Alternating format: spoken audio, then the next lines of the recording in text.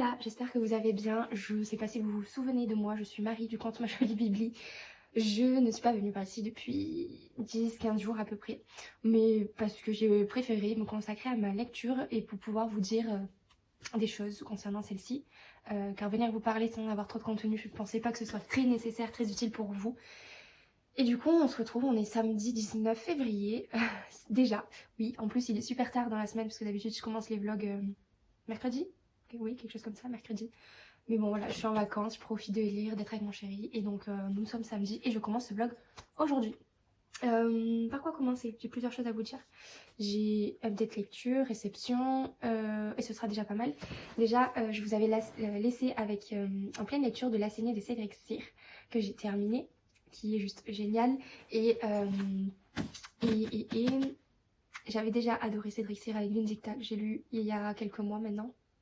Peut-être 5-6 mois, et j'étais allée à sa dédicace pour son nouveau roman La Saignée qui est publié chez Fayard Noir. Donc il s'agit évidemment d'un thriller, d'un polar noir qui est quand même bien gore, bien dégueulasse. Moi c'est tout ce que j'aime, mais attention, gros warning, si jamais vous êtes un peu sensible à ce sujet, si vous avez plutôt l'habitude de lire des thrillers ou des policiers plutôt doux, celui-ci est quand même très trash, voilà. Il commence très fort, je crois que dans les 20-30 premières pages, ok, on est dans le fond de l'histoire. C'est l'histoire de Estelle Rochon dans un premier lieu qui, suite à une bavure, doit quitter son travail de policière pour être garde du corps. Et elle a vécu également un traumatisme qui est suivi par une psychologue, mais pour calmer ses nerfs, c'est quelqu'un qui a besoin de se défouler, de boxer, voilà. Donc c'est quelqu'un qui est dépeint comme étant violent dès le départ.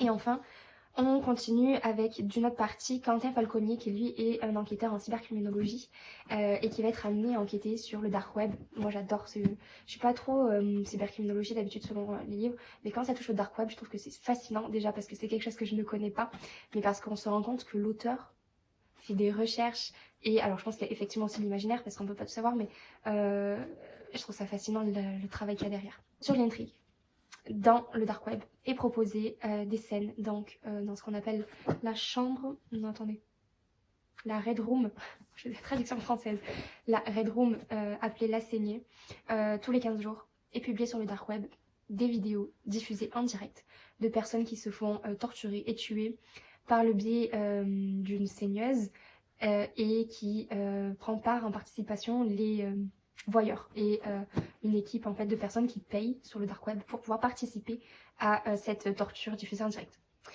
Et donc on a les détails des petites scènes un peu dégueulasses qui va se passer, et donc l'objectif de cette enquête c'est de trouver où se trouve cette chambre, cette red room, et qui fait ces horreurs. Et donc Falconier, l'inspecteur, va coûte que coûte vouloir s'attribuer les mérites de cette enquête et dénicher, trouver le pourquoi du comment. Il va passer jour et nuit, ne pas dormir tant qu'il n'aura pas trouvé le dénouement. Et moi ce que j'ai aimé, c'est que notamment sur la dernière partie du livre, sur le tiers final, il y a un compte à rebours, puisque comme je vous le disais, tous les 15 jours il y a cette fameuse saignée, et ils savent qu'à telle date il va y en avoir une autre, et donc il arrive à s'infiltrer pour avoir le délai exact de la prochaine saignée. Et donc on a ce délai qui arrive, et cette sensation d'urgence de vouloir trouver l'assassin et où est-ce qu'il se trouve.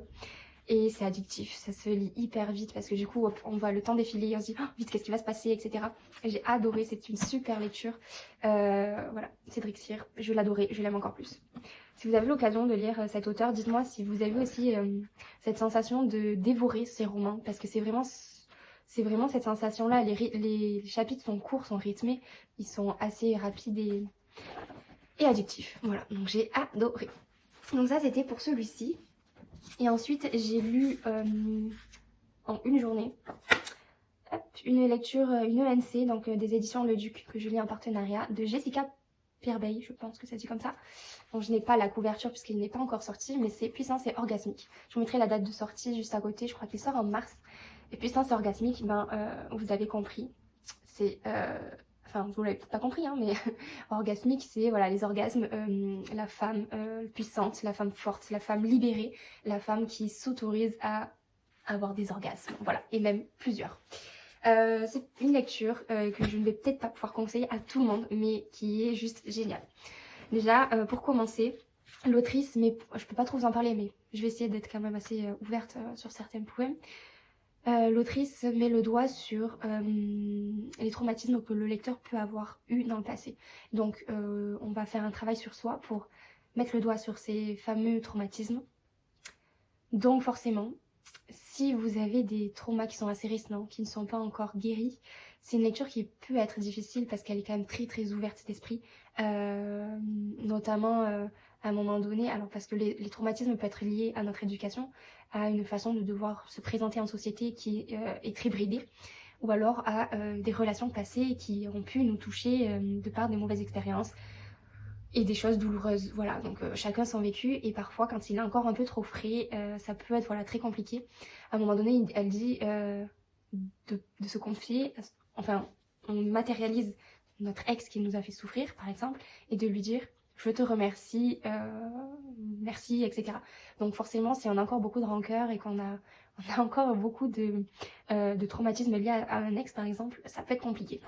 Mais par contre, quand le travail d'acceptation de traumatisme et de guérison est déjà entamé, c'est une lecture qui permet vraiment de se libérer en tant que femme, d'accepter, de ne pas se standardiser en se disant que la femme, à contrario de l'homme, elle doit être en retrait, elle doit être sage. Non, on a le droit de vivre comme on le souhaite. Si on a envie de s'exhiber, s'exhiber, on est bien d'accord, hein, je veux dire, le petit décolleté, voilà, on a droit à tout ça.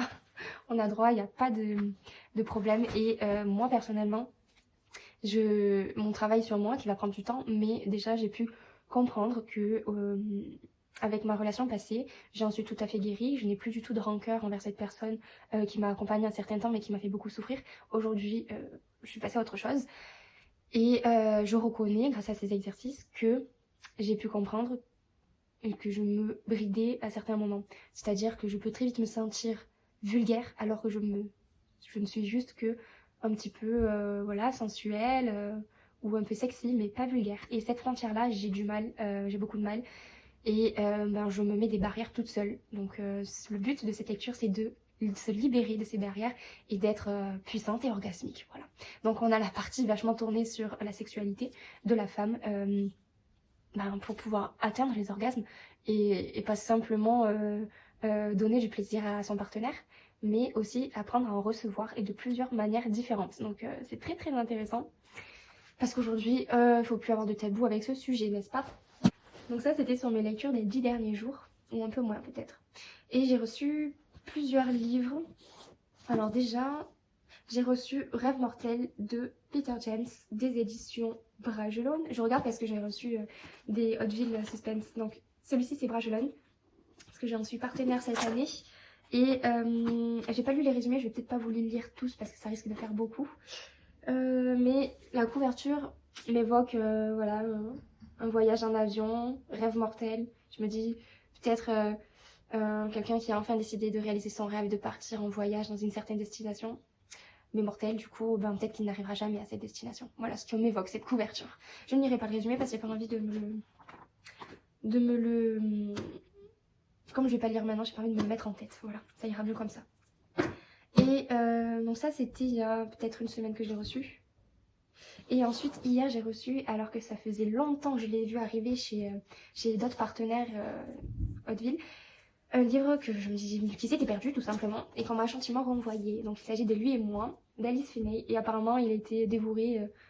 Il y en a beaucoup qui en ont parlé en bien, donc j'ai trop hâte de le lire. Mais bon, je ne le lirai pas tout de suite parce que comme il est déjà sorti depuis un petit temps, je pense lire plutôt ceux qui avaient leur place pour cette période qui arrive. Donc je le lirai plus tard. Voilà. Et toujours pareil, je ne lirai la couverture que plus tard. Je n'irai le résumé que plus tard. Mais... Non, je vous en ai pas parlé. Marie Kubica a dit « Vous allez dévorer ces pages délicieuses sombres. » Délicieusement sombres. Mais je crois qu'elle donne souvent ses avis, non, pour les Hauteville. Non, je sais pas. Bon, Marie Kubica a dit « Vous allez dévorer ces pages délicieusement sombres. » Tout ce que j'aime. J'adore dévorer des romans sombres. Donc celui-ci, je le lirai bientôt, mais pas tout de suite. Ensuite, le second est Parfois je mens d'Alice Finney. derrière chaque mensonge se cache une part de vérité. Toujours chez Odd Suspense. Et là, je ne lis pas non plus, mais par contre, il s'agit peut-être de la même auteure. Parfois, je mens, lui et moi. Les gars, j'avais même pas capté que c'était la même autrice. Voilà. Va peut-être falloir qu'on se réveille, hein. Bah écoutez, du coup, je lirai d'abord Parfois je mens. Et après, je lirai lui et moi. Sortie poche, sortie brochet. Je crois pas qu'il s'agisse de... Je crois pas qu'il est de suite, celui-ci. Sinon, ce serait peut-être marqué... Moi, je crois pas que ce soit la suite, hein. Il me semble pas. Bon, en tout cas, c'est la même autrice. Et donc là, je vais commencer, parce que j'ai mis un sondage sur Instagram et vous m'avez répondu que vous voulez que je lise celui-ci. Toute la vérité de Karen Hunter. C'est Ta parole contre la mienne, toujours de chez Odd Suspense. Et là, il s'agit d'un tome 5, je crois.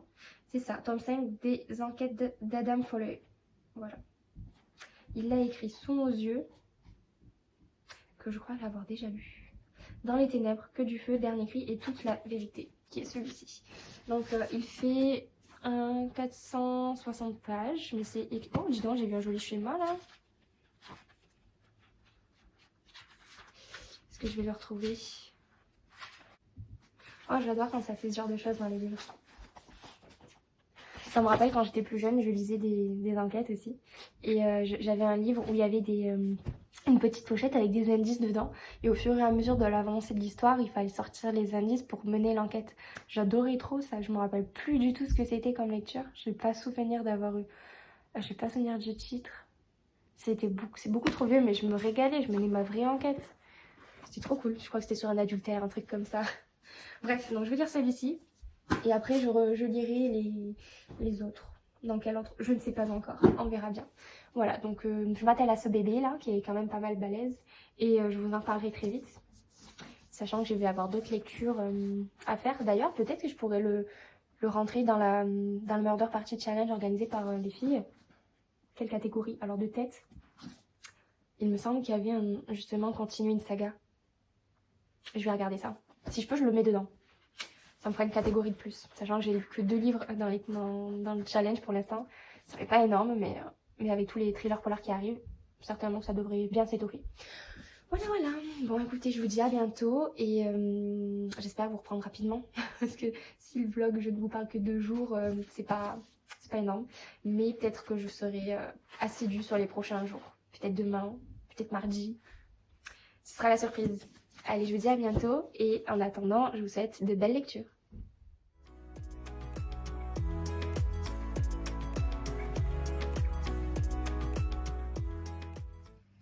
Hello, j'espère que vous allez bien. On est mardi 22 février. Alors, je profite des derniers rayons de soleil pour filmer et clôturer ce vlog.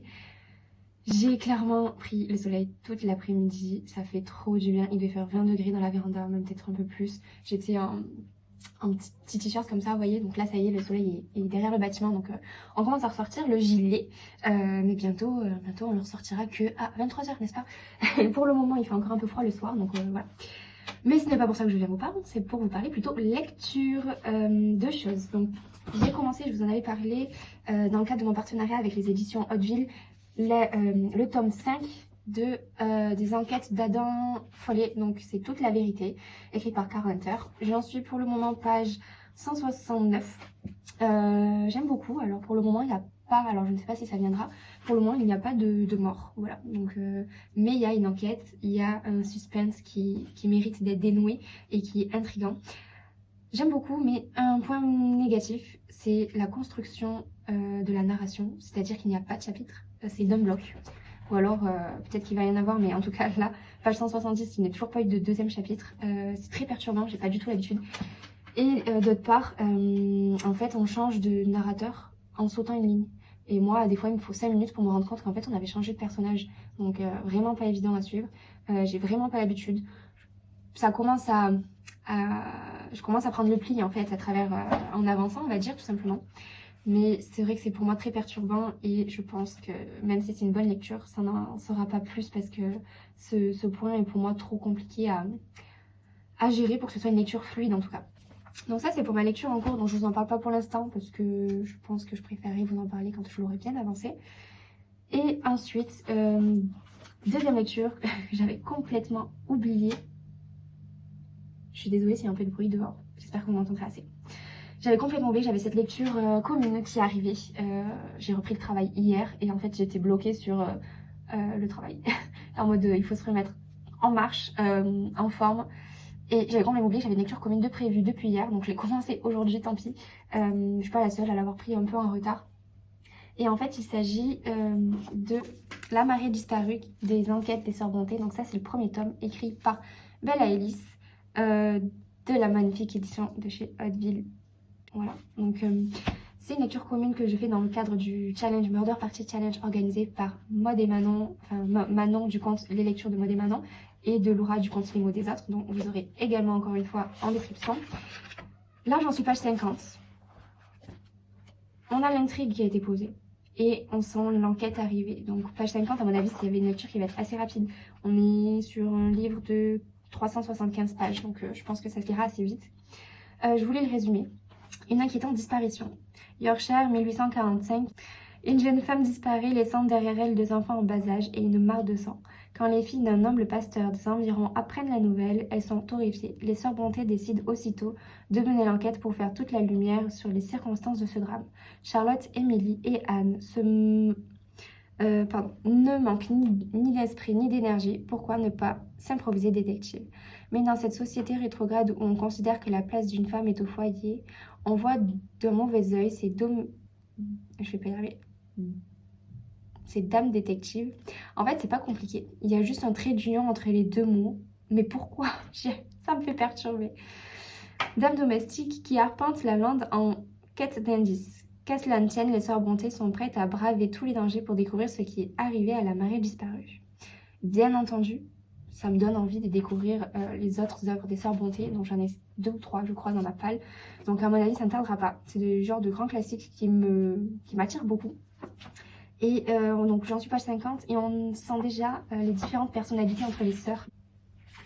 On a également l'apparition de leur frère qui s'appelle Branwell, je sais pas comment ça se dit. Désolée. Donc une petite saga qui, je ne sais pas combien il y en a pour l'instant. Là sur le premier il y a marqué qu'il y en a 2, mais en réalité je ne sais pas du tout s'il y a d'autres tomes qui sont déjà sortis. En tout cas si c'est pas le cas, il me semble que ça devrait pas tarder. Donc voilà, donc je vais lire celui-ci jusqu'à ce soir. Bon ce soir je suis invitée donc je pourrais pas lire non plus très longtemps. D'autant plus que je dois faire le ménage, etc. etc. Donc je vais me motiver, je vais lire un petit peu, me faire un thé. Parce que du coup le choc thermique entre le soleil de l'après-midi et une fois qu'il est parti, du coup j'ai vite très froid. Surtout que j'ai des murs en pierre chez moi, donc il fait pas très très chaud. Donc on va se faire un thé. Et après on fera du ménage. Voilà. Sur ce, je pense que ce vlog sera très court, alors que pour autant je vous ai pas pris la semaine dernière. Mais pourquoi forcer quand on n'a pas grand chose à dire, puisque ces 2 lectures je ne me les ai pas énormément avancées. Et voir si mon avis de celui-ci est positif et de l'autre voir s'il s'améliore. Voilà. Bien que l'histoire en elle-même pour l'instant me plaise, mais la lecture n'est pas fluide dû à ce problème de construction dont je vous parlais. Et puis bon, c'est un 5e tome, mais à vrai dire, il peut se lire indépendamment des autres. Donc justement, j'ai complètement oublié. Mais en fait, je vous ai même peut-être pas dit que je l'avais commencé celui-ci. C'est possible. Ce que j'apprécie en le commençant, c'est qu'il y a un récap de l'auteur au sujet des protagonistes. Voilà, comme ceci, avec le fameux détective principal. Et voilà, c'est complet, on va dire.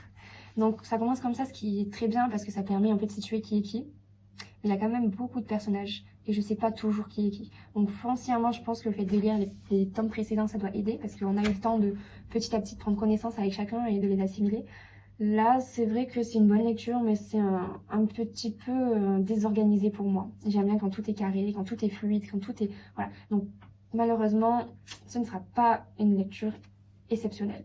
Mais je suis ravie d'avoir eu l'occasion de la découvrir et de lire Kara Hunter. Je ne dis pas que sa plume ne me plaît pas du tout. C'est juste sa construction qui me dérange. Voilà. Je ne sais pas si vous avez l'occasion de le lire ou d'avoir lu les précédents tomes. Dites-moi si c'est le cas... si vous êtes gêné par ce système-là de tout d'affilée, ou si le fait qu'il n'y ait pas de chapitre et que le rythme soit un peu au freestyle vous dérange ou pas. Voilà, je suis curieuse. Ça va être tout pour moi aujourd'hui. J'espère que prochainement mes vlogs seront un peu plus étoffés, que j'aurai un peu plus de choses à vous dire. Mais potentiellement j'aurai 2 livres de lus, donc 2 updates à vous faire. Pourquoi pas, à voir. Et voilà, je veux tout simplement vous remercier de me suivre encore malgré mes petites fautes de présence de temps en temps. Je vous invite à vous abonner pour recevoir les notifications de mes prochains vlogs et à mettre un pouce bleu si cette vidéo vous a plu.